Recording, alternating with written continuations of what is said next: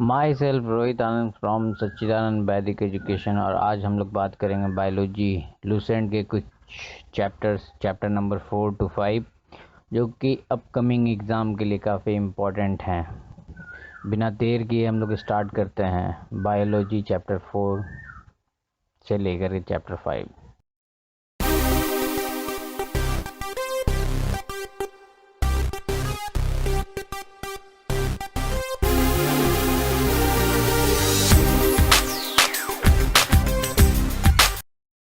Chapter number 4, अनुवांशिकी। वे लक्षण जो पीढ़ी दर पीढ़ी संचरित होते हैं अनुवांशिक लक्षण कहलाते हैं। अनुवांशिक लक्षणों के पीढ़ी दर पीढ़ी संचरण की विधियों और कारणों के अध्ययन को अनुवांशिकी जेनेटिक्स कहलाता है। अनुवांशिकी के बारे में सर्वप्रथम जानकारी ऑस्ट्रिया निवासी ग्रेगर जोहान मेंडल 1822 से 1884 ईस्वी ने दी थी। इसी कारण उन्हें अनुवांशिकता का पिता, फादर ऑफ जेनेटिक्स कहा जाता है। फादर ऑफ जेनेटिक्स किसे कहा जाता है? ग्रेगर जोहान मेंडल को फादर ऑफ जेनेटिक्स, अनुवांशिकता का पिता कहा जाता है। अनुवांशिकी संबंधी प्रयोग के लिए मेंडल ने मटर के पौधे का चुनाव किया था। मेंडल ने पहले एक जोड़े फिर दो जोड़े विपरीत गुणों की वंशागति का अध्ययन किया, जिन्हें क्रमशः एक संकरीय तथा द्विसंकरीय क्रॉस कहते हैं। एक संकरीय क्रॉस मोनोहाइब्रिड क्रॉस। मेंडल ने एक संकरीय क्रॉस के लिए लंबे टीटी एवं बौने टीटी पौधे के बीच क्रॉस करवाया तो निम्न परिणाम प्राप्त हुआ। कैपिटल टीटी लंबा पौधा एवं बौना पौधा स्मॉल टीटी। ये जो है कृत्रिम परागन, जो कैपिटल टीटी है और स्मॉल टीटी, ये दोनों के युग्म को उठा करके एक कैपिटल और एक स्मॉल, सभी पौधे संकर लंबे F1 पीढ़ी के। अब क्या हुआ कि एक कैपिटल और स्मॉल टीटी स्वपरागन, इससे तीन भागों में ये आए। एक शुद्ध लंबे बने, एक संकरे लंबे बने और एक शुद्ध बौना बना। तो डबल टीटी 25% का प्रोबेबिलिटी है। एक कैपिटल डबल टीटी 25% का प्रोबेबिलिटी है। एक कैपिटल टी एक स्मॉल टी, ये 50% का प्रोबेबिलिटी है। एक दोनों small T 25%। Capital double TT का स्वपरागन हमेशा शुद्ध लंबे देगा पौधा, जबकि एक कैपिटल एक स्मॉल टी का 50% स्वपरागन, ये तीन 75% और एक 25%, मतलब 75% लंबे और एक जो है शुद्ध बौने निकाल देगा। तो और शुद्ध बौने जो है उसका स्वपरागन हमेशा शुद्ध बौने F3 पीढ़ी का निकालेगा। अब अतः F2 पीढ़ी का पौधे का फिनोटाइप अनुपात 3:1 और जीनोटाइप अनुपात 1:2:1 प्राप्त हुए। अब हम लोग बात करते हैं द्विसंकरणीय क्रॉस का, डाई हाइब्रिड क्रॉस। मेंडल ने द्विसंकरीय क्रॉस के लिए गोल तथा पीले बीज RRYY कैपिटल में व हरे एवं झुर्रीदार बीज स्मॉल RR स्मॉल YY से उत्पन्न पौधे को क्रॉस करवा। इसमें गोल एवं पीले बीज प्राप्त इसमें गोल तथा पीला बीज प्रभावी होते हैं। अब हम लोग बात करते हैं गोल तथा पीला का। कैपिटल RRY और झुर्रीदार तथा हरा स्मॉल RRY। तो इसमें क्या हुआ कि इससे एक R एक Y गैमीट और दूसरा small R small Y gamete P1 पैतृक पौधा से कंबाइनली करके एक capital R small R capital Y small Y गोल तथा पीला संकरा बीज F1। अब इससे जो स्वपरागन निकले वो दो प्रकार के निकले, एक जो है गोल पीला और एक दूसरा भी गोल पीला। एक R capital R small R capital Y small Y, फिर इससे निकला capital R small R capital Y small Y। नर युग्म की बात करें तो इसका जो और मादा युग्म का बात करें तो एक चार्ट बना इसका, जिसमें कैपिटल आर कैपिटल वाई नर युग्म के तरफ में, और capital R small Y small R capital Y नर युग्म का जो कॉलम है कैपिटल आर कैपिटल वाई, उसी प्रकार से जो है मादा युग्म का भी कॉलम है कैपिटल आर कैपिटल वाई, और इसमें कैपिटल आर फिर small Y small R capital Y small R small Y, इसी सीक्वेंस को फॉलो कर रहा है। तो नर में भी ऐसा है, मादा में भी, युग्मक में भी ऐसा है। अतः F2 पीढ़ी के पौधे का फिनोटाइप अनुपात 9:3:3:1 प्राप्त हुआ तथा F2 पीढ़ी के पौधे का जीनोटाइप 1:2:1:2:4:2:1:1 प्राप्त हुआ। उपर्युक्त दोनों प्रकार के प्रयोगों के आधार पर मेंडल ने आनुवंशिकता संबंधी कुछ नियम दिए, जिन्हें मेंडल के आनुवंशिकता के नियम के नाम से जाना जाता है। इस नियमों में से पहला एवं दूसरा नियम एक संकरीय क्रॉस के आधार पर व तीसरा नियम द्विसंकरीय क्रॉस पर के आधारित है। अब मेंडल के नियम की बात करते हैं। प्रभाविकता का नियम, लॉ ऑफ डोमिनेंस। एक जोड़ा जो है विपर्यायी गुणों वाले शुद्ध पिता या माता के संकरण करने से प्रथम पीढ़ी में प्रभावी गुण प्रकट होते हैं, जबकि अप्रभावी गुण छिप जाते हैं। प्रथम पीढ़ी केवल प्रभावी गुण ही दिखाई देता है, लेकिन अप्रभावी गुण उपस्थित आवश्यक रहता है। यह गुण दूसरी पीढ़ी में प्रकट होता है। अब बात करते हैं पृथक्करण का नियम, लॉ ऑफ सीग्रीगेशन। लक्षण कारकों जीनों के जोड़ों के दोनों कारक युग्म बनाते समय पृथक हो जाते हैं, और इसमें से केवल एक कारक ही किसी एक युग्म में पहुंचता है। इस नियम को युग्मकों की शुद्धता का नियम भी कहते हैं। तीसरा पॉइंट है स्वतंत्र अपव्यूहन का नियम, लॉ ऑफ इंडिपेंडेंट असॉर्टमेंट। जब दो जोड़ी विपरीत लक्षणों वाले पौधों के बीच संकरण कराया जाता है तो दोनों लक्षणों का पृथक्करण स्वतंत्र रूप से होता है। एक लक्षण की वंशानुगति दूसरे को प्रभावित नहीं करती है। डब्ल्यू वाटसन ने 1905 ईस्वी में सर्वप्रथम जेनेटिक्स नाम का उपयोग किया।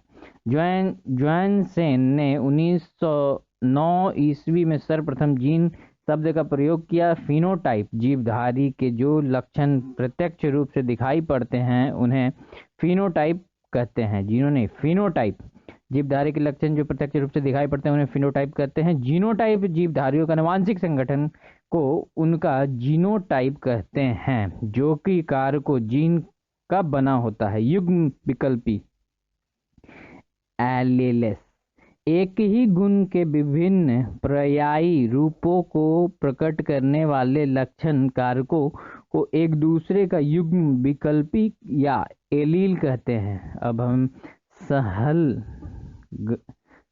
सहलगनता लिंकेज। एक ही गुणसूत्र पर स्थित जीनों में एक साथ वंशागत होने की प्रवृत्ति पाई जाती है। जीनों की इस प्रवृत्ति को सहलगनता कहते हैं, जबकि जीन जो एक ही गुणसूत्र पर स्थापित होते हैं और एक साथ वंशानुगत होते हैं उन्हें सहगलन जीन, लिंक्ड जीन कहते हैं। लिंग सहगलन जीन, सेक्स लिंक्ड जीन्स लिंग सहगलन गुणों को एक पीढ़ी से दूसरी पीढ़ी ले जाते हैं। वास्तव में एक्स गुणसूत्र पर स्थित जीन की लिंग सहगलन जीन कहे जाते हैं, क्योंकि इसका प्रभाव नर तथा मादा दोनों पर पड़ता है। लिंग सहगलनता की सर्वप्रथम विस्तृत व्याख्या मॉर्गन 1910 ईस्वी में की थी। मनुष्यों में कई लिंग सहगलन गुण जैसे रंग वर्धनता, गंजापन, हीमोफीलिया, मायोपिया, हाइपरमेट्रोपिया इत्यादि पाए जाते हैं। लिंग गुण स्त्रियों की अपेक्षा पुरुष में ज़्यादा प्रकट होते हैं। गुणसूत्र की बात करें, इंपॉर्टेंट है। एस्केरिस में 2 गुणसूत्र पाया जाता है, मच्छर में 6 गुणसूत्र पाया जाता है, घरेलू मक्खी में 12, मटर में 14, प्याज में 16, मक्का में 20, टमाटर में 24, मेढक में 26, नींबू में 18 या 36, बिल्ली में 38, चूहा में 40, गेहूं में 42, खरगोश में 44, मनुष्य में 46, आलू में 48, चिंपैंजी में 48, तंबाकू में 48, घोड़ा में 64, कुत्ता में 78, कबूतर में 80, जबकि टेरिडोकाइट्स में 1300 से 1600 के बीच पाया जाता है। अगेन, एस्केरिस में 2, मच्छर में 6, घरेलू मक्खी में 12, मटर में 14, प्याज में 16, मक्का में 20, टमाटर में 24, मेढक में 26, नींबू में 18, 36, बिल्ली में 38, चूहा में 40, गेहूं में 42, खरगोश में 44, मनुष्य में 46, आलू में 48, चिंपैंजी में 48, तंबाकू में 48, घोड़ा 64, कुत्ता 78, कबूतर 80, टेरिडोकाइट्स में 1300 से 1600। मानव अनुवांशिकी, ह्यूमन जेनेटिक्स, गुणसूत्र। क्रोमोसोम्स का नामकरण वाल्टेयर ने 1888 ईस्वी में किया था। गुणसूत्रों में पाया जाने वाले आनुवांशिक पदार्थों को जीनोम कहते हैं। जीन इन्हीं गुणसूत्रों पर पाया जाता है। गुणसूत्रों के बाहर जीन यदि कोशिका द्रव्य के कोशिकांगों में होती है तो उसे प्लाज्मा जीन कहते हैं। 1956 ईस्वी में एस बेंजर द्वारा जीन की आधुनिक विचारधारा दी गई। इसके अनुसार जीन के कार्य की इकाई सिस्ट्रॉन, उप परिवर्तन की इकाई म्यूटोन तथा पुनः संयोजन की इकाई को रेकॉन RECON कहा। गनम में 20 आवश्यक अमीनो एसिड पाए जाते हैं। आर्थर कोर्नबर्ग ने 1962 ईस्वी में DNA पॉलीमरेज नामक एंजाइम्स की खोज की, जिसकी सहायता से DNA का संश्लेषण होता है। विभिन्न प्रकार के पेड़ पौधे तथा उनके क्रियाकलापों के अध्ययन को वनस्पति विज्ञान बॉटनी कहते हैं। हम लोग बात करते हैं यहाँ पर तो एंजाइम्स की खोज की जिसकी सहायता DNA का संश्लेषण होता है। इसका कुछ रेस्ट पॉइंट है। मनुष्य में लिंग निर्धारण। मनुष्य के गुणसूत्रों की संख्या 46 होती है। प्रत्येक संतान को समजात गुणसूत्रों की प्रत्येक जोड़ी का एक गुणसूत्र अंडाजु के द्वारा माता से तथा दूसरे शुक्राणु के द्वारा पिता से प्राप्त होता है। जनन स्पर्माटोजेनेसिस में अर्धसूत्री विभाजन द्वारा 2 प्रकार के शुक्राणु बनते हैं। आधे वे जिनमें 23वीं जोड़ी का X गुणसूत्र अर्थात 22+X और आधे में 23वीं जोड़ी का Y गुणसूत्र 22+Y। नारियों में एक समान प्रकार का गुणसूत्र अर्थात 22+X तथा 22+X वाले अंडाजु पाए जाते हैं। निषेचन के समय यदि अंडाजु X गुणसूत्र वाले शुक्राणु से मिलता है तो युग्मनज जाइगोट में 23वीं जोड़ी XX होगी और इससे बनने वाली संतान लड़की होगी।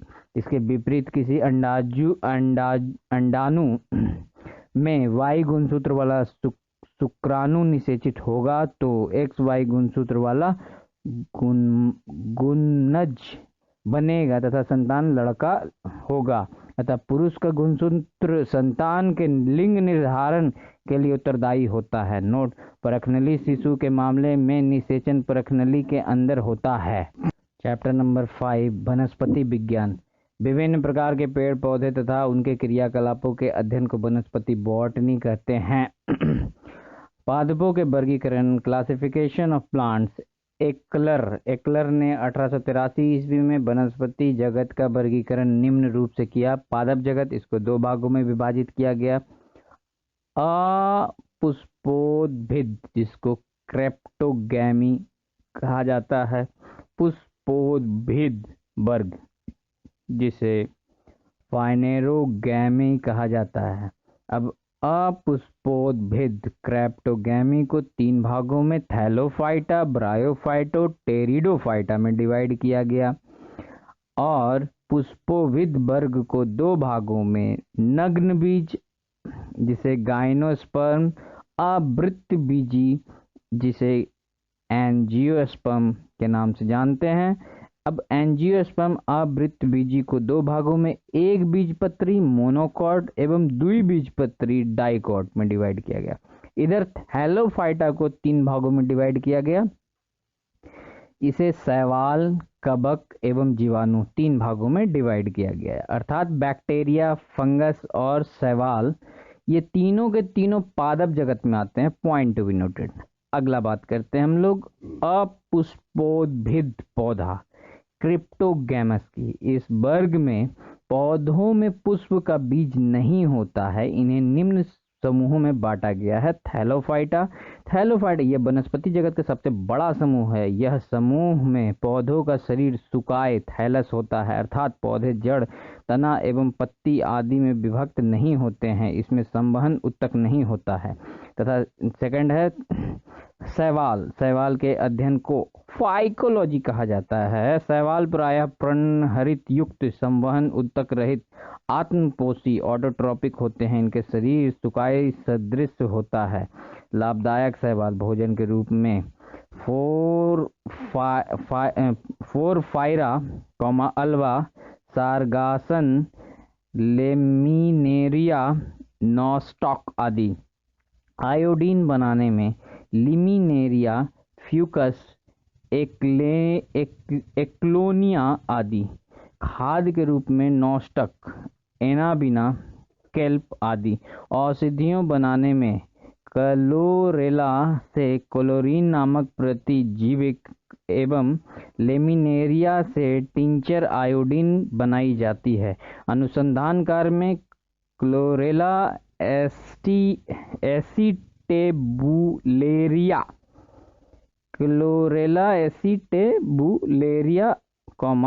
बेलोनिया आदि अनुसंधान। नोट: कोलेरा नामक शैवाल को अंतरिक्ष यान के केबिन में हौज में उगाकर अंतरिक्ष यात्री को प्रोटीन युक्त भोजन, जल और ऑक्सीजन प्राप्त कर सकते हैं।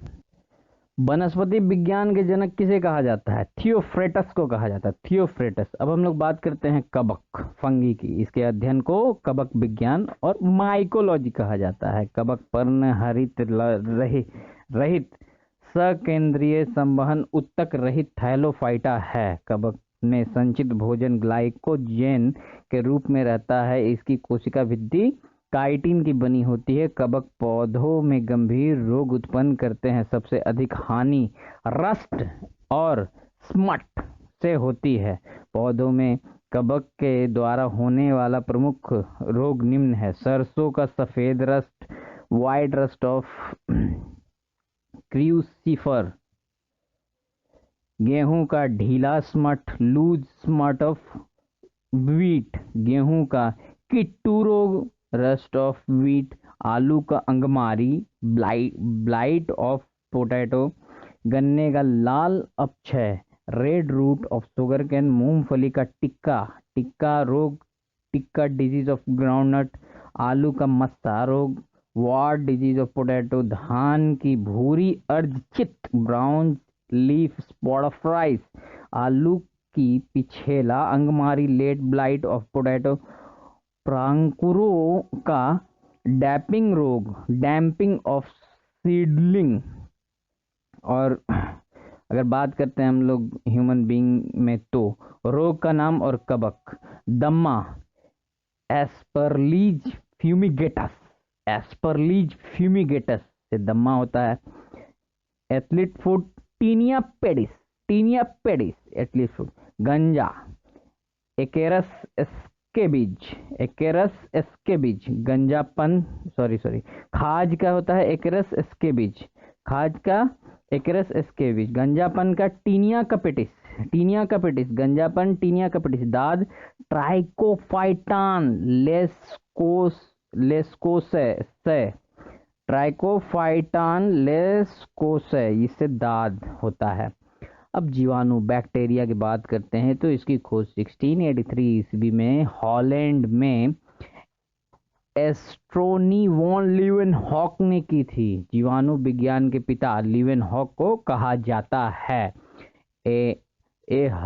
एहरेनबर्ग ने 1829 ईस्वी में इसे जीवाणु नाम दिया। किसने? एहरेनबर्ग ने।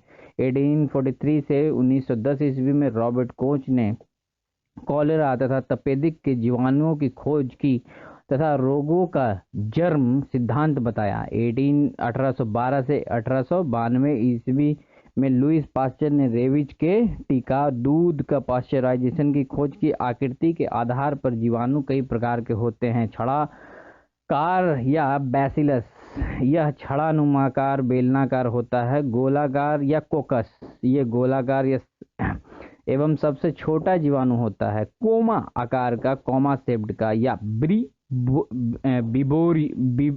विब्रियो, अंग्रेजी के चिन्ह कोमा के आकार का उदाहरण विब्रियो कॉलरी आदि। सर्पिलाकार, स्प्रिंग या स्क्रू के आकार का होता है। अब हम लोग एजिटोबैक्टर की बात करते हैं। एजिटोबैक्टर एजिरोस्पाइरिलम तथा क्लोस्ट्रीडियम जीवाणु की कुछ जातियां स्वतंत्र रूप से मिट्टी में निवास करती है और वह मिट्टी के कणों के बीच स्थित वायु को नाइट्रोजन का स्थिरीकरण करती है। तो एजिटोबैक्टर है, एजियोस्पाइरिलम है और क्लोस्ट्रीडियम है। ये सब जो है नाइट्रोजन फिक्सिंग में। एनामीना का तथा नॉस्टॉक नामक साइनोबैक्टीरिया वायुमंडल में N2 का स्थिरीकरण करते हैं। राइबोसोम तथा ब्रैडीराइबोसोम इत्यादि जीवाणु की जातियां लेग्यूमिनोसी मटर कुल के पौधों की जड़ में रहती है और वायुमंडलीय N2 का स्थिरीकरण करती है। दूध को अधिक दिनों तक सुरक्षित रखने के लिए पाश्चीकरण करते हैं। इसकी निम्न दो विधियां हैं। एक है LTH, low temperature holding method.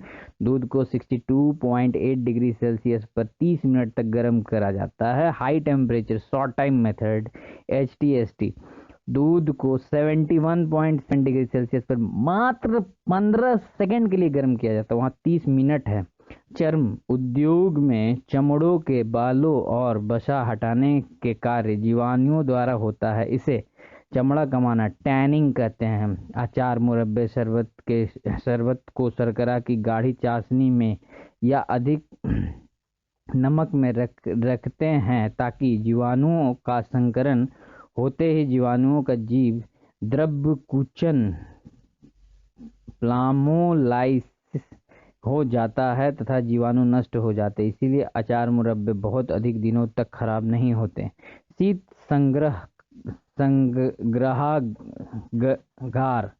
संग्रहागार cold storage में न्यून ताप -10 डिग्री सेल्सियस से -18 डिग्री सेल्सियस पर सामग्री का संचय करते हैं। ब्रायोफाइटा यह सबसे सरल स्थलीय पौधों का समूह है। इसके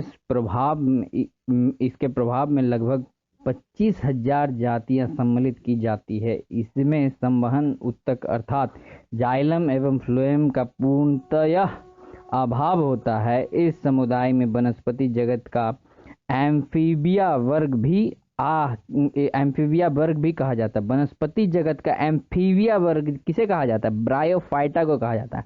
इस समुदाय में पौधे मृदा अपरदन को रोकने में सहायता प्रदान करते हैं।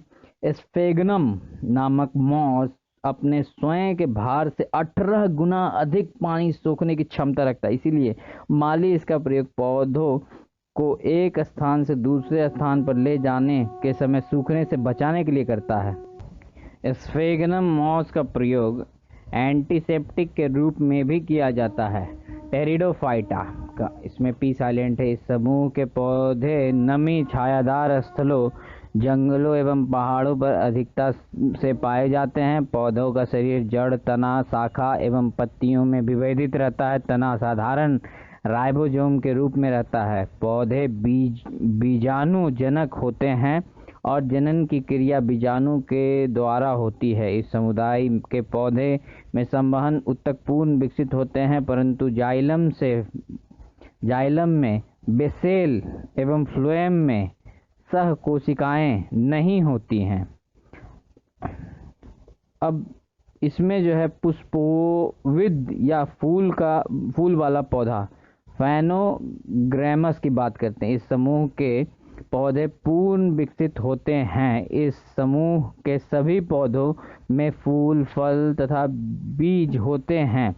इस समूह के पौधे को दो उप समूहों में बांट सकते हैं, पहला नग्न बीजी और दूसरा आवृत बीजी। विषाणु की बात करें तो विषाणु की खोज रूसी वैज्ञानिक इवान विस्की ने 1892 ईस्वी में की। तंबाकू का मोज़ैम्बिक रोग पर खोज के समय इनकी प्रकृति सजीव और निर्जीव दोनों प्रकार की होती है। इसी कारण इसे सजीव और निर्जीव की कड़ी भी कहा जाता है। विषाणु में निर्जीव होने के लक्षण ये केसा रूप में नहीं होते हैं। इनको क्रिस्टल बनाकर निर्जीव पदार्थ की भांति बोतल में भरकर वर्षों तक रखा जा सकता है। सजीव जैसा लक्षण में न्यूक्लिक अम्ल का द्विगुण होता है। किसी जीवित कोशिका में पहुंचते ही ये सक्रिय हो जाते हैं और एंजाइमों का संश्लेषण करने लगते हैं। अब बात करते हैं परपोषी प्रकृति के अनुसार विषाणु 3 प्रकार के होते हैं। पादप विषाणु, इसका न्यूक्लिक अम्ल में आरएनए होता है। जंतु विषाणु, इसके डीएनए का कभी कभी आरएनए भी पाया जाता है। इसमें डीएनए का कभी कभी आरएनए भी पाया जाता है। बैक्टीरियोफेज या जीवाणुपोषी, ये केवल जीवाणुओं पर आश्रित रहते हैं। ये जीवाणुओं को मार डालते हैं और डीएनए इनमें डीएनए पाया जाता है। जैसे टीटूफेज नोट, जिस विषाणु में आरएनए अनुवांशिक पदार्थ होता है उसे रेट्रो विषाणु कहते हैं। आरएनए अनुवांशिक पदार्थ के कारण रेट्रो विषाणु कहते हैं। अब हम लोग बात करते हैं नग्न बीजी का, गायनोस्पर्म का। इनके पौधे वृक्ष झाड़ी का आरोही के रूप में होते हैं। पौधे काष्ठीय, बहुवर्षीय और लंबे होते हैं। इसकी मुसल जड़ें पूर्ण विकसित होती हैं। परागण की क्रिया वायु के द्वारा होती है। ये मरूदभिद होते हैं। वनस्पति जगत का सबसे छोटा पौधा सिकोया सेम्परविरेंस इसी के अंतर्गत आता है। सिकोया सेम्परविरेंस, इसकी ऊंचाई 120 मीटर है। इसे कोस्ट रेडवुड ऑफ कैलिफोर्निया भी कहते हैं। किसे? सिकोया सेम्परविरेंस को कोस्ट रेडवुड ऑफ कैलिफोर्निया भी कहते हैं। सबसे छोटा अनावृत बीजी पौधा जैमिया पिग्मिया है। जैमिया पिग्मिया जीवित जीवाश्म साइकस, जिंगो बाइलोवा व मेटासिकोया है। जिंगो बाइलोवा को मेडन हेयर ट्री भी कहते हैं। साइकस की बीजांड एवं नर युग्म पादप पदार्थ में सबसे बड़े होते हैं। पाइनस के परागकण इतनी तादाद में होते हैं कि पीले बादल सल्फर सावर बन जाते हैं। जिम्नोस्पर्म का आर्थिक महत्व, भोजन के रूप में साइकस के तनों से मड निकालकर खाने का साबूदाना बनाया जाता है। इसीलिए साइकस को सागोपामा कहते हैं। लकड़ी चीड़, पाइन, सिकोया, देवदार, स्प्रूस आदि की लकड़ी से फर्नीचर बनते हैं। बाष्पीय तेल, चीड़ के पेड़ से तारपीन का तेल, देवदार की लकड़ी से सेंड्रास तेल तथा जूनिपेरस की लकड़ी से सेडर्स कास्ट तेल मिलता है। टेनिन चमड़ा बनाने तथा स्याही बनाने में काम आता है। रेजिन, कुछ शंकु पौधों में रेजिन निकाला जाता है जिसका प्रयोग वार्निश पॉलिश, पेंट आदि के निर्माण में करते हैं। अब हम लोग बात करते हैं अवृत्तजीवी एंजियोस्पर्म की। इस समूह के पौधे में बीज फल के अंदर होता है। इस पौधे में जड़, पत्ती, फूल, फल एवं बीज सभी पूर्ण विकसित होते हैं। इस उपसमूह के पौधे में बीज पत्र होते हैं। बीज पत्रों की संख्या के आधार पर पौधों को दो वर्गों में विभाजित किया गया है। पहला, एक बीजपत्री पौधे, द्विबीजपत्री पौधे। दो भाग। एक बीजपत्री पौधे की बात करते हैं उन पौधों को कहते हैं जिनमें बीज में सिर्फ एक बीज होते हैं, बीज में सिर्फ एक बीज पत्र होते हैं। इनके कुल का नाम एवं प्रमुख पौधे का नाम निम्न सारणी में दिया गया है। कुल का नाम जो है लिलिएसी, प्रमुख पौधे का नाम लहसुन और प्याज लिलिएसी के अंतर्गत आते हैं। पाल्मी, सुपारी, ताड़, नारियल, खरबूज। ग्रेमिनेसी, गेहूं, मक्का, बांस, गन्ना, चावल, ज्वार, बाजरा, जौ आदि। द्विबीजपत्री पौधे, इस वर्ग में वे पौधे आते हैं जिनके पौधे में बीजों में दो पत्र होते हैं। बीजों में दो पत्र होते हैं। इनके कुल का नाम प्रमुख पौधे के सारणी। क्रूसीफेरी, इसमें मूली, सलजम, सरसों आता है। मालवेसी, इसमें कपास, भिंडी, गुड़हल का फूल आता है, गुड़हल आता है। लेग्यूमिनोसी, बबूल, छुई मुई, कत्था, गुलमोहर, अशोक, कचनार, इमली तथा सभी दलहन फसल ल्यूमिनोसी के अंतर्गत आते हैं। सभी दलहन फसल। कंपोजिट, सूरजमुखी, भृंगराज, गेंदा, कुसुम, सलाद, डहेलिया आदि। रूटेसी में नींबू, चिकोत्रा, संतरा, मौसमी, बेल आते हैं। कुकुरबिटेसी, इसमें तारबूज, खरबूज, टिंडा, कद्दू, लौकी, खीरा, ककड़ी, परवल, चिचिंडा, करेला ये सब आते हैं। सोलेनेसी, आलू, मिर्चा, बैगन, मकोए, धतूरा, बेलाडोना, टमाटर ये सब सोलेनेसी में आते हैं। रोजेसी, इसमें स्ट्रॉबेरी, सेव, बादाम, नाशपाती आते हैं। अब हम लोग बात करते हैं पादप अकारिकी की, प्लांट मॉर्फोलॉजी की। तो अकारिकी मॉर्फोलॉजी विभिन्न पादप भागों जैसे जड़, तना, पत्ती, पुष्प, फल आदि के रूपों तथा गुणों के अध्ययन को अकारिकी मॉर्फोलॉजी कहते हैं। जड़, रूट की बात करें तो जड़ पौधों का अवरोही भाग है जो मूलांकुर से विकसित होता है। जड़ दो प्रकार के होते हैं, मूसला जड़ और दूसरा जो है अपस्थानिक जड़, टैप रूट और एडवेंटिशियस रूट। जड़ सदैव प्रकाश से दूर भूमि में वृद्धि करती है। अब मूसला जड़ों का रूपांतरण शंकु आकार में कहाँ होता है भाई? गाजर में हो जाता है। कुंभी रूप में नैपी फॉर्म में होता है, सलजम में और चुकंदर में। उसके बाद तुरकू रूपी फ्यूजी फॉर्म में मूली में हो जाता है। अब हम लोग बात करते हैं तना का, स्टेम का। यह पौधों का वह भाग है जो प्रकाश की ओर वृद्धि करता है। यह प्रांकुर से विकसित होता है। यह पौधे का प्रारोह तंत्र बनाता है। तनों का रूपांतरण भूमिगत तने। कंद, इसमें आलू आता है। धन कंद, इसमें बंडा, केसर आता है। सल्क कंद, इसमें प्याज आता है। और प्रकंद, इसमें हल्दी, अदरक आता है। अब हम लोग पत्ती की बात करते हैं, लीफ की। यह हरे रंग की होती है। इसका मुख्य कार्य प्रकाश संश्लेषण क्रिया के द्वारा भोजन बनाना है। पुष्प, फ्लावर की बात करिए, पौधे का जनन अंग है। पुष्प के बाह्य दलपुंज,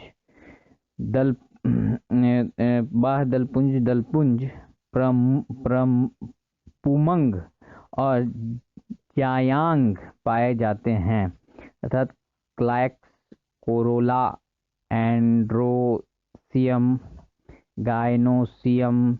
इसमें से पुमंग नर जनांग तथा जायांग मादा जनांग है। अब पुमंग में एक या एक से अधिक पुंकेसर होते हैं। पुंकेसर का परागन पोलन ग्रेन पाए जाते हैं। इस स्टामेंस में पोलन ग्रेन पाए जाते हैं। अब हम लोग बात करते हैं जायंग। इसमें अंडप होते हैं। अंडप के 3 भाग होते हैं, ओवरी, स्टाइल, स्टिग्मा, अंडाशय, वर्तिका स्टाइल को और वर्तिकाग्र स्टिग्मा को। परागन पोलिनेशन, परागकोश एंथर से निकलकर अंडप में वर्तिकाग्र पर परागकणों के पहुंचने की क्रिया को परागन कहते हैं। परागन 2 प्रकार के होते हैं, स्वपरागन सेल्फ पॉलिनेशन और पर परागन क्रॉस पॉलिनेशन निषेचन फर्टिलाइजेशन। परागनली बीजांड में प्रवेश करके बीजांडकाय को भेदती हुई भ्रूण कोश तक पहुंचती है और परागकणों को वहां छोड़ देती है। इसके बाद एक नर युग्म एक अंड कोशिका से संयोजन करता है, इसे निषेचन कहते हैं। निषेचन अंड युग्मनज जाइगोट कहलाता है। आवृतबीजी एंजियोस्पर्म के निषेचन त्रिसंलयन ट्रिपल फ्यूजन, जबकि अन्य वर्ग के पौधे में द्विसंलयन डबल फ्यूजन होता है। अनिशेष फलन पार्थियोनोक्रैपी, कुछ पौधों में बिना निषेचन हुए ही अंडाशय में फल बन जाता है। इस प्रकार बिना निषेचन हुए फल के विकास को अनिषेक फलन पार्थियोनोकार्पी कहते हैं। साधारणतः इस प्रकार के फल बीज रहित होते हैं, जैसे केला, पपीता, नारंगी, अंगूर एवं अनानास आदि। फल का निर्माण अंडाशय से होता है। संपूर्ण फलों को 3 भागों में विभाजित किया गया है, सरल फल जैसे अमरूद, केला आदि। पुंज फल एग्रीगेट फ्रूट जैसे स्ट्रॉबेरी, रसभरी। संग्रहित कंपोजिट फ्रूट जैसे कटहल, सहतूत आदि। कुछ फलों के निर्माण में बाह्य दलपुंज या पुष्पासन आदि भाग लेते हैं। ऐसे फलों को असत्य फ्रूट फॉल्स फ्रूट कहते हैं, जैसे सेब, कटहल आदि। कुछ फल और उसके खाने योग्य भाग। सेब का खाने योग्य भाग क्या है? पुष्पासन है। नाशपाती का भी पुष्पासन है। आम का मध्य फल भित्ति है। अमरूद का फल भित्ति बीजांडासन है। अंगूर का फल भित्ति बीजांडासन, इसका भी अमरूद का अंगूर का एक ही है, बीजांडासन और फल भित्ति दोनों। पपीता का मध्य फल भित्ति, आम का भी मध्य फल भित्ति था। नारियल का भ्रूणपोष है, भ्रूणपोष। टमाटर का फल भित्ति व बीजांडासन है, फल भित्ति तथा बीजांड। अमरूद, अंगूर और टमाटर एक जैसा हो गया। केला मध्य एवं अंतः भित्ति है। गेहूं जो है भ्रूणपोष एवं भ्रूण है। काजू में पुष्पवृंत एवं बीज पत्र होता है। लीची में एरियल हो जाता है, एरियल खाते हैं हम लोग लीची में। चना बीजपत्र एवं भ्रूण होता है। मूंगफली भी बीजपत्र भ्रूण है। सहतूत रसीले परिदलपुंज होते हैं। कटहल परिदलपुंज व बीज होते हैं। अनानास परिदलपुंज होते हैं और नारंगी जूसी हेयर। प्लांट टिश्यू पादप टिश्यू समान उत्पत्ति, संरचना एवं कार्यों वाली कोशिकाओं के समूह को उत्तक कहते हैं। विभाज्योतकी उत्तक। मेरिस्मेटिक टिश्यू पौधों के वर्धी क्षेत्र ग्रोइंग रीजन्स को विभाज्योतक मेरिस्टर्म कहते हैं। इससे बनी संतति कोशिकाएं वृद्धि करके पौधों के विभिन्न अंगों का निर्माण करती है। यह प्रक्रिया पौधों के जीवन पर्यंत चलती है। विभाज्योतकी उत्तक के विशिष्ट लक्षण निम्न हैं। विभाज्योत्की ऊतक के विशिष्ट लक्षण निम्न हैं। ये गोल, अंडाकार या बहुभुजाकार होते हैं। इनकी भित्तियां पतली व एकसार होमोजेनस होती है। तीसरा, जीव द्रव्य सघन, केंद्रक बड़े तथा रसधानी छोटी होती है। कोशिकाओं के बीच अंतरकोशिकीय स्थानों का अभाव होता है। शीर्षस्थ विभाज्योतक एपिकल मेरिस्टेम्स, ये ऊतक जड़ों अथवा तीनों के शीर्षों पर पाए जाते हैं तनों के शीर्षों पर पाए जाते हैं तथा पौधों की प्राथमिक वृद्धि विशेषकर लंबाई में इन्हीं के कारण होती है, एपिकल मेरिस्टेम्स के कारण। अब है पार्श्व विभाज्योतक, लेटरल मेरिस्टेम्स।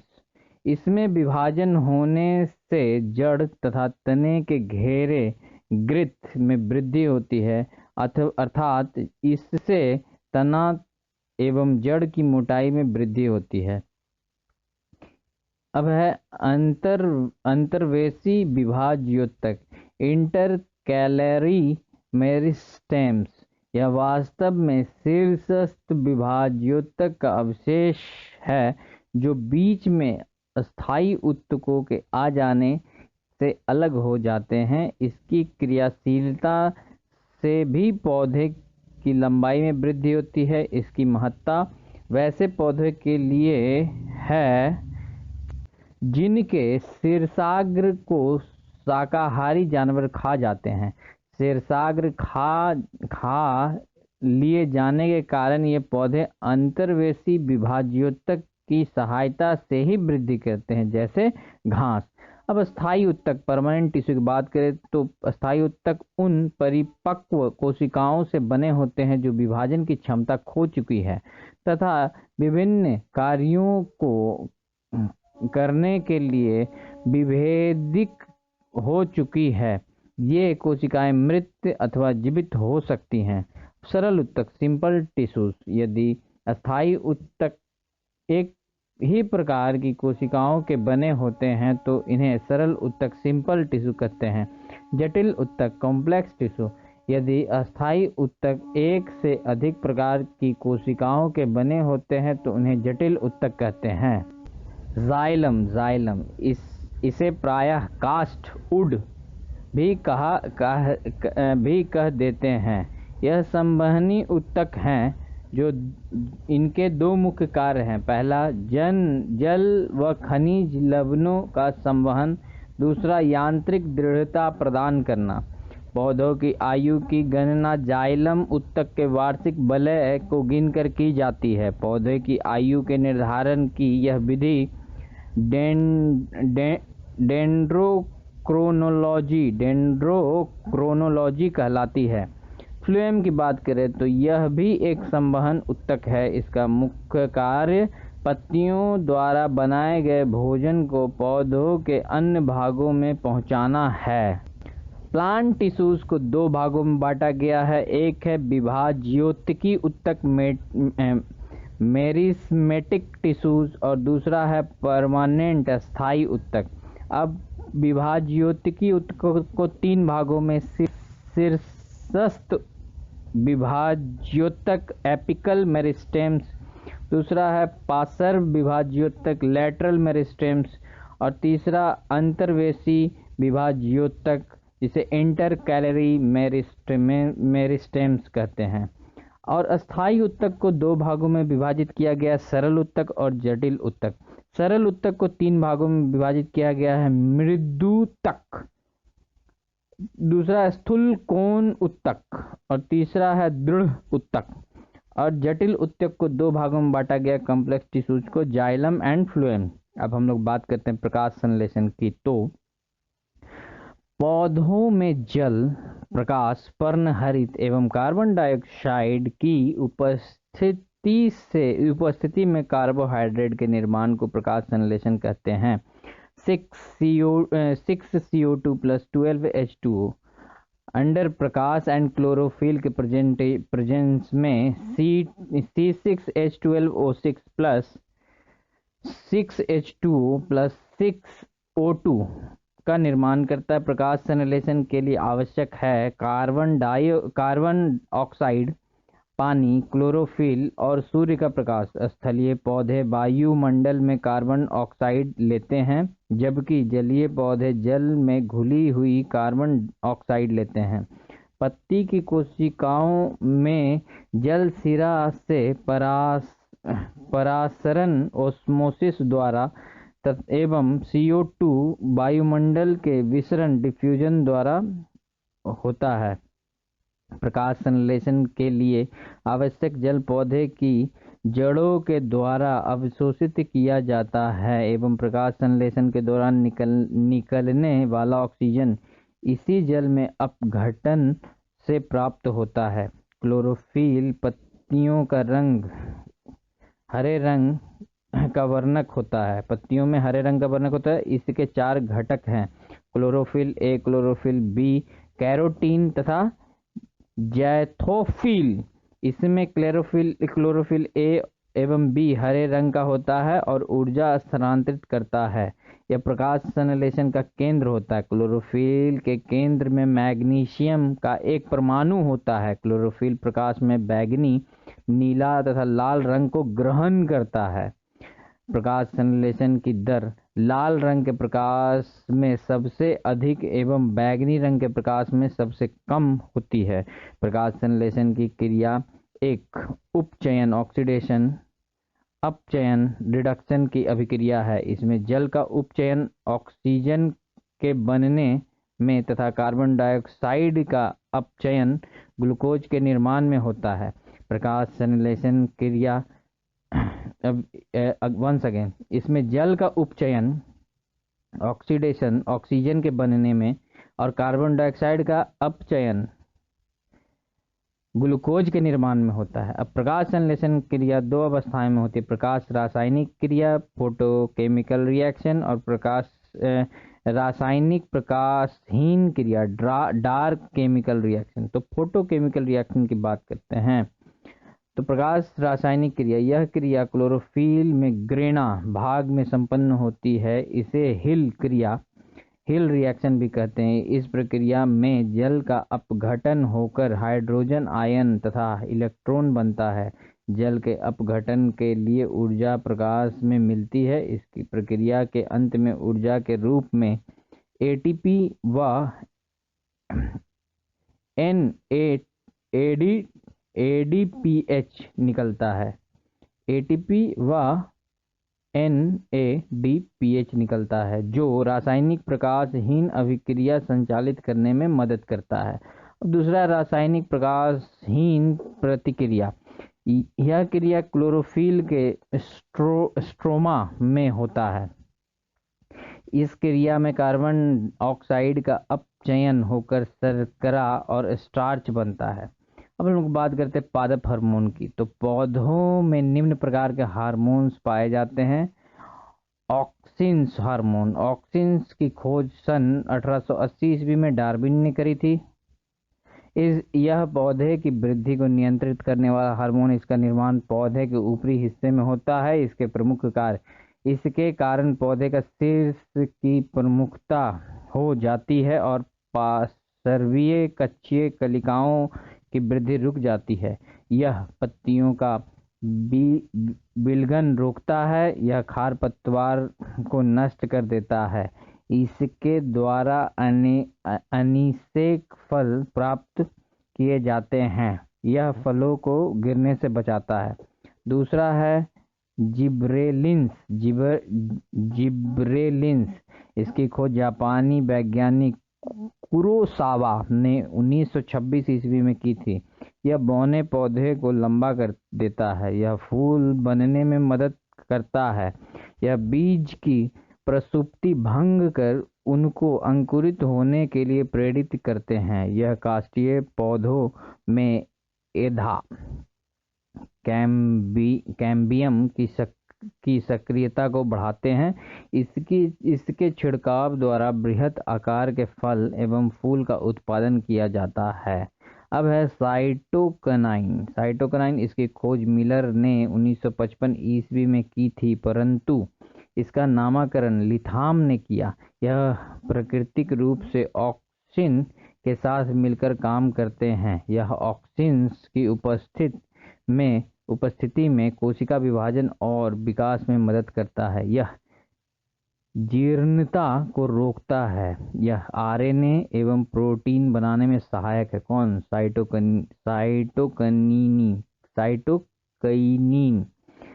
अब है एब्सिस्क एसिड।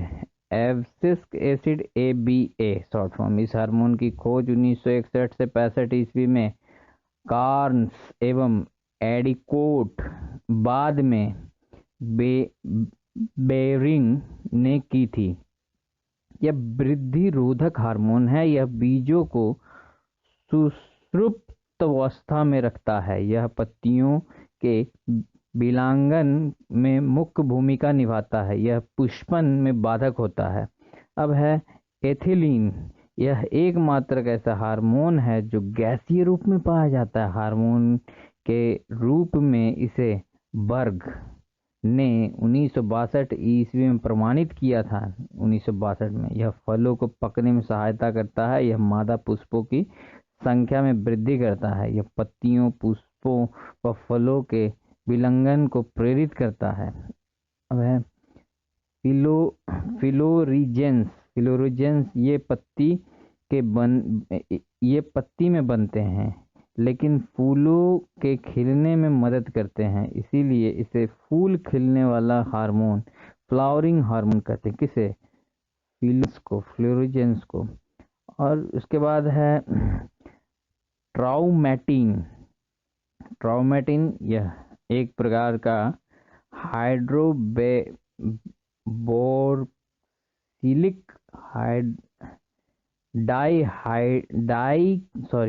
यह एक प्रकार का डाइकार्बोक्सिलिक एसिड है। इसका निर्माण घायल कोशिका में होता है जिससे पौधे के जख्म भर जाते हैं। अब पादप रोग की बात करें, प्लांट डिजीज की, तो बीजाणु जनित रोग, वायरल डिजीज, तंबाकू का मोजैम्बिक रोग। इस रोग में पत्तियां सिकुड़ जाती है तथा छोटी हो जाती है। पत्तियों को क्लोरोफिल नष्ट हो जाता है। इस रोग का कारक टोबैको मोजैम्बिक वायरस TM भी है। नियंत्रण रोग से प्रभावित पौधों को इकट्ठा कर जला देना चाहिए। पोटैटो मोजैक रोग। इस रोग में पोटैटो वायरस X से होता है। इसकी पत्तियों में चितकबरापन तथा बौनापन के लक्षण प्रदर्शित होते हैं। बंकी टॉप ऑफ बनाना। यह रोग बनाना वायरस 1 द्वारा होता है। इस रोग में पौधे बौने एवं सभी पत्तियां शिखा पर गुलाबवत एकत्रित हो जाती है। रंग परिवर्तन, रंग चेंज। हरिमाहीनता एक बीजाणु जनित रोग है। इस रोग में पूरी पत्ती का रंग पीला, सफेद या मोजैक पैटर्न का हो जाता है। वियन क्लियरिंग की सिराएं पीली व अन्य भाग हरे तथा वियन बैंडिंग की सिराएं हरी व अन्य भाग हरिमाहीनता होती है। अब है बैक्टीरियल डिजीज, जीवाणु जनित डिजीज। आलू का सैथिल रोग, विल्ट डिजीज ऑफ पोटैटो। इसको रिंग रोग के नाम से भी जानते हैं क्योंकि जाइलम का भूरा रिंग बन जाता है। इस रोग का कारक स्यूडोमोनास सोलेनिसिएरम नामक जीवाणु है। इस रोग में पौधों का संवहन तंत्र प्रभावित होता है। Black arm of cotton. इस रोग के कारक जैंथोमोनस नामक जीवाणु हैं। इस रोग में पत्ती पर छोटी सी जलार्ध संरचना पूरी हरी होती है। धान का अंगमारी, बैक्टीरियल ब्लाइट ऑफ राइस। यह रोग जैंथोमोनस ओराइजी नामक जीवाणुओं से होता है। इसमें पत्तियों की एक या दोनों सतहों पर पीला रंग स्पॉट दिखाई देता है। Citrus cancer. इस रोग का कारक ज़ैंथोमोनस सिट्री नामक जीवाणु है। इसकी उत्पत्ति चीन में हुई थी। नींबू की पत्तियों, शाखाएं, फल सभी इस रोग से प्रभावित होते हैं। गेहूं का टुंडू रोग, टुंडू डिजीज ऑफ व्हीट, इस रोग का कारक कैरिनोबैक्टीरियम ट्रिटिकी नामक जीवाणु तथा एंजुइना ट्रिटिकी नामक नेमेटोड है। इस रोग में पत्तियों के नीचे का भाग मुरझाकर मुड़ जाता है। पौधों में तत्वों के कमी से उत्पन्न रोग। आम एवं बैगन में लिटिल लीफ, ये जस्ता की कमी से हो जाता है। नींबू में डाई बैंक, ये तांबा की कमी से होता है। नींबू में लिटिल लीफ भी तांबा की कमी से होता है। और गोभी में ब्राउनिंग बोरोन की कमी से हो जाता है। ब्राउनिंग बोरोन की कमी से होता है। मटर में मस्सा रोग जो है वो मैग्नीज की कमी से होता है। आलू का ब्लैक हट रोग भंडारण में O2 की कमी से हो जाता है। ब्लैक हट रोग। धान में खैरा रोग जस्ता की कमी से होता है। लीची में पत्ती जलना पोटेशियम की कमी से होता है। आंवले में निक्रोसिस रोग बोरोन की कमी से होता है। सलजम में बाटर कोर मैग्नीज की कमी से होता है। मटर में मस्सा रोग भी मैग्नीज की कमी से होता है। गाजर का कोटर स्पॉट कैल्शियम की कमी से होता है। मक्का में वाइट बर्ड जस्ता की कमी से होता है। चुकंदर में हर्ट रॉट बोरोन की कमी से होता है। और गोभी में ब्राउनिंग रोग भी बोरोन की कमी से। आंवला का निक्रोसिस रोग भी बोरोन की कमी से। और मक्का में वाइट बर्ड जो है जस्ता की कमी से। धान का खैरा रोग भी जस्ता की कमी से। लीची में पत्ती जलना ये पोटेशियम की कमी से होता है। अब हम लोग बात करते हैं वनस्पति शास्त्र से संबंधित कुछ महत्वपूर्ण तथ्य। सबसे बड़ा आवृत्तजीवी वृक्ष कौन है? यूकेलिप्टस है। संसार का सबसे लंबा वृक्ष सिकोया। यह एक नग्न बीजी है। इसकी ऊंचाई 120 मीटर है। इसे कोस्ट रेडवुड ऑफ कैलिफोर्निया भी कहते हैं। सबसे छोटा आकार में आवृत्तजीवी पौधा लेमना है। यह जलीय आवृत्तजीवी है जो भारत में भी पाया जाता है। सबसे बड़ी पत्ती वाला पौधा विक्टोरिया रिजिया। यह भारत में बंगाल में पाया जाने वाला जलीय पादप है। सबसे बड़ा बीज 12 इंच लंबा कोको डी मर प्रजाति स्पाइसेस लोडोसिया मालडीभिका, ये सबसे बड़ा बीज है। लोडोसिया और मालडीभिका। सबसे छोटा टेरिडोफाइटा कौन है? एजोला। यह एक जलीय पादप है। सबसे छोटे बीज जो है ऑर्किड है। ऑर्किड। सबसे छोटा पुष्प बुल्फिया। इसका व्यास 0.1 mm का होता है। बुल्फिया सबसे छोटा पुष्प बुल्फिया।